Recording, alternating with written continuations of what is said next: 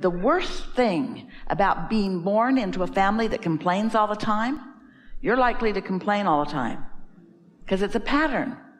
Not because you really want to complain, it just seems like that's what you do. When that happens, you say that, and when that happens, you feel that way. And we want you to exercise more choices. We want you to feel more open-ended, more like you feel in a daydream, when there's not so much reality that you're knee-jerk responding to. So then you ask yourself, what's my path of least resistance? So which of these statements feels better? I'm going to let them live their lives. I need to guide them so they can live better lives. Which feels better? We know these seem like obvious choices, but you all don't act like they're that obvious. Because you keep patterns going. It might not be possible to imagine some of these cranky ones as being more lighthearted. It might not be easy, but it is easy to be lighthearted about some things. There's a new car commercial, new to Esther. She just saw it for the first time yesterday. And she doesn't know what car is being advertised. She doesn't know anything about it. All she knows is there's a girl in the commercial who seems to be floating around a little bit. Esther loves that feeling. And then there's a red balloon, and she seems to have hold of a red balloon. And then you can see her feet coming right off the ground, which gives you the impression that she's floating. And then you see a glimpse of her floating through space, holding onto the red balloon. And then all of a sudden, she's transported into a really beautiful red car. And Esther thought, that's how I feel when I'm on the road. She thought that was such a great advertisement for the feeling of freedom in a car. It almost feels as good as lifting your feet from, because when you get into your vehicle, if you've learned how to segment intend, you can leave everything that is behind and just focus completely on where you're going. And the universe will treat you with that feeling of divine empowerment, you see. Well, don't you like those thoughts? And aren't those thoughts accessible to you all the time? And if feeling good is the only thing that is necessary to live happily ever after, then why would you assign yourself thoughts that are so close to impossible to feel good about? Why ask yourself to feel good about something that you've never felt good about? Why not pick some new things that are easier to feel good about, like flying with a balloon? And if you don't believe that, get in a car. It's almost as good. Money is a subject like cranky old people. But when you realize that every subject is a stick, and on one end of it is not enough money, and on the other end of it is plenty of money, and then you have to decide where you're going to light on that and practice it apart from what is. That's really the point that we're making that you already understand. We want to get past this point, but the point that we're making that you already understand is what you've been living has trained you to where you are on that stick. And so where you are is where the universe keeps giving you more ideas. And somehow you have to decide that you're going to approach it in a new and different way, which means you sure are not going to find the other end of the stick by listening to your family who has never come close to the other end of the stick. You might want to say to them, I love you guys, but you're on the wrong end of the stick. What stick? The money stick. Every time I get around you, you activate within me not enough money. I'm not blaming you. You've just been doing it a long time, and you're stuck on that end of the stick. And I might be sort of too, but I don't want to be stuck on that end of the stick. So I'm not going to talk about money with you anymore because you're stuck on the wrong end of the stick. Oh, yeah, smarty pants, what are you going to do? That's them talking to you, not us. How are you going to get on the other end of the stick? You got to get hold of a balloon and float a little. You need something to distract you from that end of the stick, which usually means pick up another stick. Pick up another stick. A stick that you're already on the good feeling end of, and then from the good feeling end of one stick, you can get to the good feeling end of another stick. Ooh, that's big. It's so much easier to pick up the good feeling end of a stick and then move to the good feeling end of another stick because they are in the same vibrational genre, than to start on a subject where you are trained or have trained yourself to be on the not good feeling end of the stick and then drag your way up the emotional scale. It's so much easier. So, in a really practical sense, what sticks are easy for you to feel good?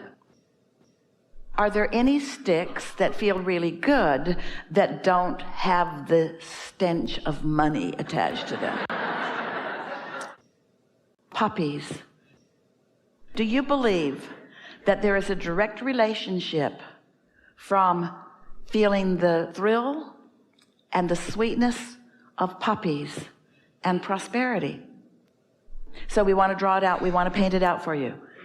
The puppy end of the stick is in the same vibrational vicinity of all of the money in the world that you'd ever want for anything.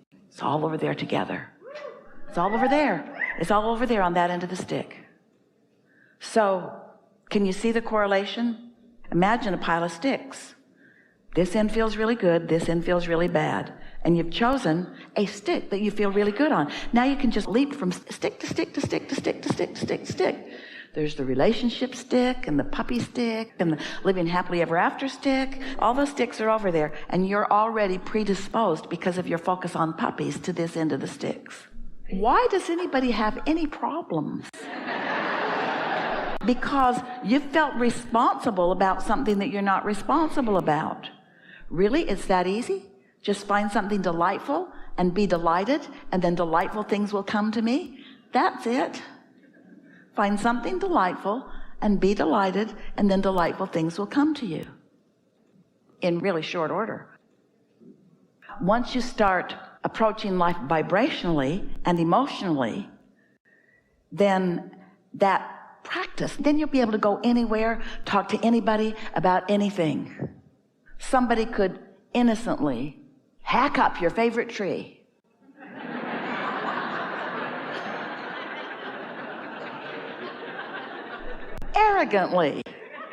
Arrogantly and innocently hack up your favorite tree. And if you've been on this end of the stick enough, you can say, things always work out for me. Things always work out for me. Things are always working out for me. I'm just not letting myself see it because I've chosen to be on the end of the stick that doesn't let me see it for a while. But when you're on this end and this end and this end, this good feeling end, after a while, even though, of course, contrast is going to take you there every now and then, but you don't stay there long. You don't define yourself by that end of the stick. A lot of people get beaten down by life. They don't need to. It only takes a little bit of optimism to call them to the other end of the stick. Have you ever been in a situation where, now we're showing you how to selectively sift even on a stick that is pretty much leaning in a way that doesn't feel so good. Have you ever been around people, maybe several of them, that are complaining and grumpy and grouchy and being their usual unpleasant self, and then you begin playing a table game together, or going to a sport event together, or doing something that is a departure from what is normal, and discovering humor in them that you didn't know was there, and catching glimpses of them being tuned in. Has that ever happened to you? Have you ever said to someone, boy, I didn't expect to hear that from you. I've labeled you as grouchy.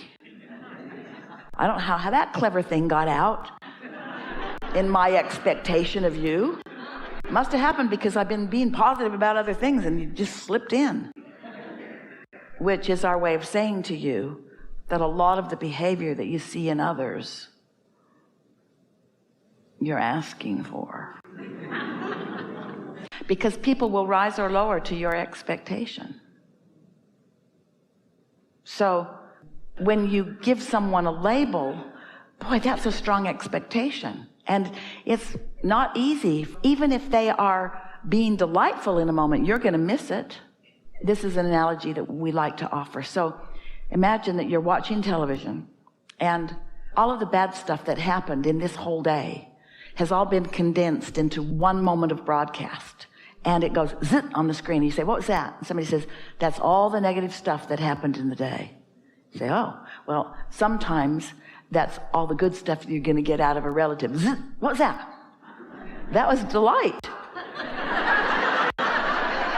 That was delight. You just really tune to it. You have to really watch for that delightful stuff because it comes and goes quick. And eventually, in the same way that you've made other things more dominant, more positive ends of the stick more dominant than the negative end of that one stick. And after a little while, you will be so practiced at that then you will be a better selective sifter where you can find delightful moments. And the more you find them and emphasize them within yourself, then the more the universe must bring those aspects to the forefront of your relationship with them. Have you ever been assigned the responsibility of tending children that aren't your own and found them to be delightful when with others they have a totally different reputation? It's because the mix of you and them is different than the mix of them with someone else. Don't you find yourself sometimes being more delightful with some people than with others? Don't you say, that person brings out the best in me? And don't you say, that person brings out the worst in me? Well, isn't that about a vibrational mix?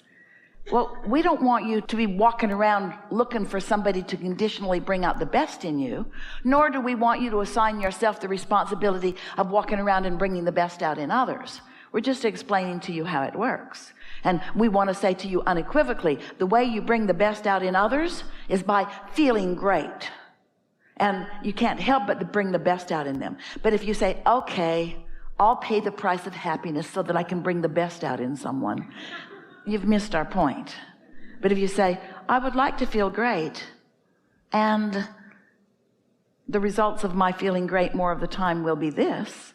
So what we're really talking about here is being an actor in life rather than a reactor.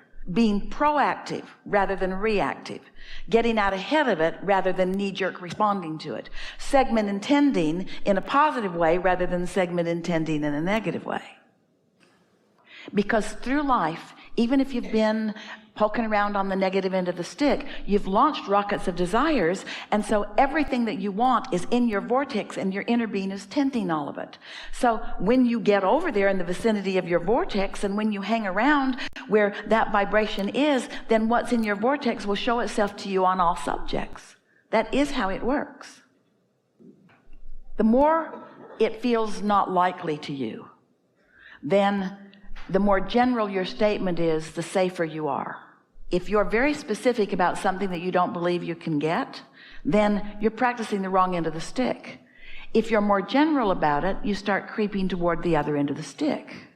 I like cars, and I like that commercial, and I like the stability of a good running car, and I like the feeling of a car, and I like the smell of a new car. I like being behind the wheel of a car. In other words, there's no resistance or negative attachment in any of that, unless you follow it up with, I like the smell of a new car and I'm never going to have one. The more stable you are, then the more detail you can focus on, and the faster the momentum will be. It's about knowing where you are before you put your foot on the gas. You don't want to go faster unless you know you're moving in the direction that you want to go. So general will get you feeling better. Specific will make you go faster. If you feel great, then be specific. If you don't feel so good, be general. Saying I'm going to live happily ever after, that doesn't get your juices flowing, and you've heard that so much that most people fight that. When you say, I'm getting good at this, and I understand the laws of the universe, I'm getting pretty clear about that, and I can see that law of attraction is my friend, and I sure do know that my inner being is my friend, and I really like the notion that I've put a lot in my vortex, and I like knowing that there is a vibrational reality, and that just because I can't see it, hear it, smell it, taste it, touch it yet doesn't mean it doesn't exist. And sometimes I get a glimpse of it, I can feel it, and I like that light-hearted, happy-hearted feeling that sometimes I get. This is the way that we want to draw you into some really practical, beneficial focus.